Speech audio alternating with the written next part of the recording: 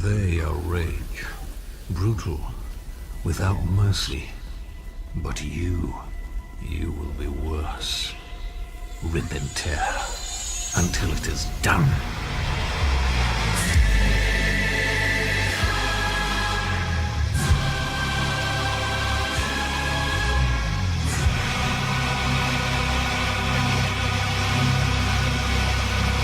Super Noah's Ark 3D, which we'll just call Noah's Ark 3D for convenience, was a Christian-themed first-person shooter developed by Wisdom Tree, released on Super Nintendo in 1994 and on DOS in 1995.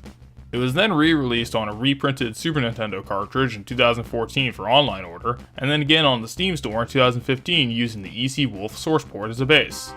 Noah's Ark 3D was essentially a bootleg release, an unlicensed game put on Nintendo's 16-bit console, and has a pretty interesting development story which we'll touch on later. This game is pretty infamous for a few reasons. Its low quality, how it's just a copy of Wolfenstein 3D, and for being covered by the angry video game nerd in the episode on Bible games. However, we're taking a look at the ECWolf remaster today, so we'll see if it deserves the negative reception it's received over the years. Well, it's actually pretty easy to summarize the kind of game that Noah's Ark 3D is. If you've played Wolfenstein 3D, then you've played this. BJ Blazkowicz is now Noah, Nazi bunkers in Castle Wolfenstein is now the Ark, all of the guns are now slingshots, but everything else is near identical. The level design, enemy AI, and combat itself, all just a reskin. Wolfenstein 3D was actually the first review I made for this channel about a year ago now, and was one of the first two videos for my channel that I would consider borderline unwatchable. Frankly, I've come to regret my stance on Wolfenstein 3D a little bit in the review, which for the sake of your viewing experience, I'll just go over my abridged thoughts on it here. Here's the gist of it. In my defense, I was trying to judge Wolfenstein 3D in comparison to every other game of its kind that came before it, and frankly I just didn't want to be too negative about the game. But for the most part I stand by what I said. What I do regret about the review is how I needed to specify that Wolfenstein 3D's #1 issue looking back is repetition.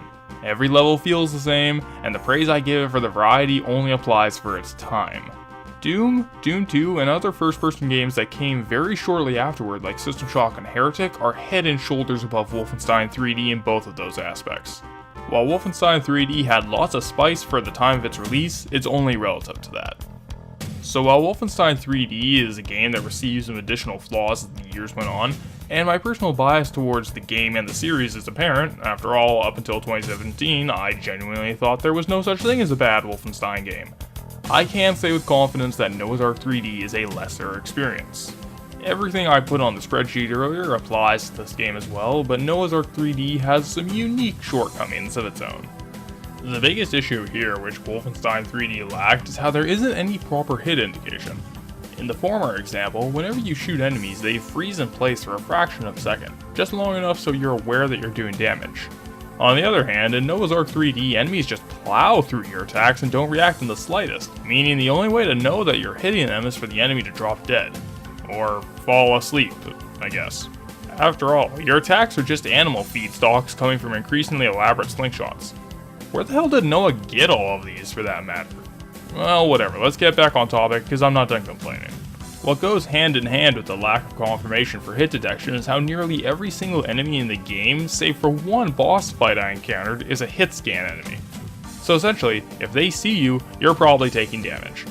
And unlike Wolfenstein 3D, because you really can't be certain if your attacks are working, you'll be shooting blind most of the time. And on top of that, later chapters have the player pretty quickly run out of ammo with little in the way of potential resupplies.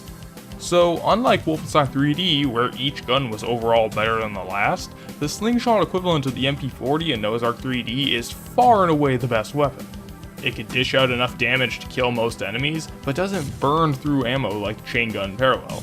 And again, considering that this came out in 1994 and 95 respectively, the Wolfenstein 3D engine and gunplay was long outdated by the Doom games, among others at the time. Though it would be unfair to say that Noah's Ark 3D doesn't at least try to make some sort of improvement, since it does add another unique weapon type.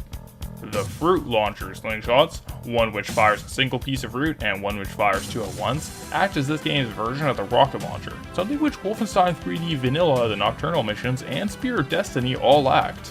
These two take different ammo types from the other slingshots, which adds some minor elements of ammo management to the game. Another element here not present in Wolfenstein 3D are the trivia questions littered around the maps. Each one is a 3-answer multiple choice question which tests you on Bible knowledge, which was probably some sort of obligation from Wisdom Tree to put religious education in all their games. A correct answer gives you a small health bump, and an incorrect answer gives you a smaller health bump. So the question really becomes, why bother trying to get the answer right? Just mash through them and get whatever benefit you can. Running on ECWolf means that Noah's Ark 3D looks pretty damn nice for a game using Wolfenstein 3D as its base. However, the color variety could use some work. While Wolfenstein was a long stretch of blue with the occasional yellow or red level thrown in, Noah's Ark 3D is mostly just brown. It's basically what people somewhat unfairly mock Quake for being. The sprite work is pretty nice overall. The one thing I'd like to point out is Noah's version of the id Software damaged face. Doomguy, BJ, Ranger, they all look like they're hurt in theirs, but Noah looks like he's absolutely pissed. Seriously, the guy's eye is twitching in the opposite direction of the other one, like it's become a lazy eye for a split second. The man looks like he's deranged, and frankly, the entire game situation is pretty nuts too. So picture this. Sometime in the middle of the 40 days and 40 nights that Noah was on the Ark with the animals, assuming that verse is meant to be taken literally, hundreds of these animals that Noah was tasked with protecting go absolutely wild. They attack Noah on sight with the full intention of killing him, yet Noah, being the loyal Christian he is, doesn't want to piss off God by fighting back. So to counteract this, he runs around force-feeding the animals by ramming food into their faces hard enough to knock them out. Here's the real kicker. They're still just asleep, meaning they'll wake up at any time, something the narrator admits after fighting the second boss. Meaning, Noah will have to do all of this again once they wake up, spending all of his time on the Ark surrounded by goats out for his head, which he can do nothing about. Wasn't there a middling open world shooter that said this is the very definition of insanity or something? You know what, for that matter, where is 3 sons in all of this? Noah's an elderly man, why the hell should he be forced to put his ass on the line to calm these things down? Not to mention, who I can only assume is God is taunting Noah all throughout the game with Bible trivia questions, which feature some precognitive questions like how long will Noah live? So, God mocks Noah with these questions, doesn't allow him to actually defend himself against the legion of goats trying to kill him, and has been completely abandoned to this task by his ungrateful family. Then again, Noah seems to be getting some kind of joy out of doing this. Just look at his big dumb grin. That, mixed with the face that he makes when he gets hurt or upset or whatever, leads me to think that Noah is hardwired for this kind of insane activity. Noah himself is just as messed up as this entire situation. The inmates run this asylum, and Noah isn't locked up in there with the animals, they're locked in there with him. Man, this game is dark. My parents' groups in the 90s thought Doom was disturbing. So with all that crap out of the way, in the end I can only recommend Noah's Ark 3D for someone curious about it as an oddity of 1990s game design. It shares the same outdated gameplay of Wolfenstein 3D, but has additional faults that don't give it the more entertaining quality that game has. Not to mention, shooting Nazis and monsters in castles is far more entertaining than knocking out goats with slingshots. As an oddity of the era though, how exactly did Noah's Ark 3D ever come to be?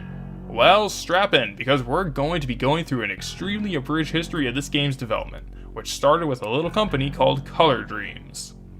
Color Dreams was an electronics company founded in the 1980s by Dan Lawton and became somewhat infamous in the right circles for being the company to get around Nintendo's NES lockout chip. The lockout chip, officially called the Checking Integrated Circuit, was a device in official NES game cartridges intended for 3 things: Nintendo's complete control over software released onto their system, region locking, and to prevent piracy and bootlegs. Color Dreams found a way around this and made its name by selling bootleg NES games. Most of these were unsuccessful, but in 1991, Color Dreams tried to find a new niche by creating the subsidiary Wisdom Tree, which would release Christian-themed games. Wisdom Tree would actually end up outliving Color Dreams, which in 1996 backed out of the video game industry entirely and rebranded as Stardot Technologies to make digital cameras. Getting back on topic, Color Dreams under Lawson had one secret project under their belt, which was intended to be a first-person shooter Hellraiser video game. He licensed the rights to the 1987 film for $50,000. They then needed to acquire a base to build from, which they decided should be no other than the somewhat recently released Wolfenstein 3D. The rumor used to be that id Software gave Wisdom Tree the rights to use the engine out of spite for the botched port of Wolfenstein 3D on the Super Nintendo, but this is purely a fabrication. Color Dreams paid for the licensing rights like anyone else would have had to do. However, they ran into numerous problems while trying to make Hellraiser NES. For one thing, the AI and graphics from the Wolfenstein engine would have been far too intense for the system to handle, and the super cartridge they would have had to ship it on would have cost about $100. In the 1990s, that would have been a huge deal. Adjusting for inflation using a free online calculator like the brainlet I am, it would be the equivalent of a game today costing roughly between $192 and $169. Not to mention, releasing a game based on Hellraiser would do damage to the Christian niche Wisdom Tree had formed. There was also another detail, that being id Software's most recently released title. In the words of one Vance Kozik, by the time the first test version of Hellraiser was ready, Doom had already come out, and the look and feel of the Hellraiser game was soon to be antiquated. Personally, I would point out that Spear of Destiny did the hellish imagery in the Wolfenstein engine before Doom was even released, but that's neither here nor there. So Wisdom Tree and Color Dreams let the license for the Hellraiser property run out, and they recycled all of the work they put into that game to make a Christian-themed FPS in line with the company's image. Released as Super Noah's Ark 3D in 1994, it was the only game that Wisdom Tree would make for the Super Nintendo, and allegedly the only unlicensed game made for that console, at least during its heyday. Noah's Ark 3D was a flop on release and was panned largely for being a clone of the more successful Wolfenstein 3D. Despite this, the story of Noah's Ark 3D didn't end there. In early 2014, Noah's Ark 3D was re-released on a newly reprinted line of Super Nintendo carts, prompted by Wisdom Tree rights being purchased by a company called Pico Interactive. They went for about $65 plus about $7.50 for shipping. Official Noah's Ark 3D t-shirts were also sold through a site called Stone Age Gamer in 2014, because wearing logo t-shirts ironically is something that all the cool kids do. The cool kids who have neckbeards, wear thick-rimmed black glasses, look like they're screaming in pictures, and own Nintendo Switch units. And finally, on June 23, 2015, a port of Noah's Ark 3D running on the ECWolf source port was approved for sale through the Steam Greenlight program, which is the version we played for this review. I guess that makes it Super Noah's Ark HD Remix, or whatever. And that's it, the roughly 25-year-long history of this bizarre artifact from gaming's relatively early days. From Hellraiser tie-in to bootleg clone to full release through Steam Greenlight. All in all, a pretty odd ride most people probably won't end up caring about, but thanks for watching anyway.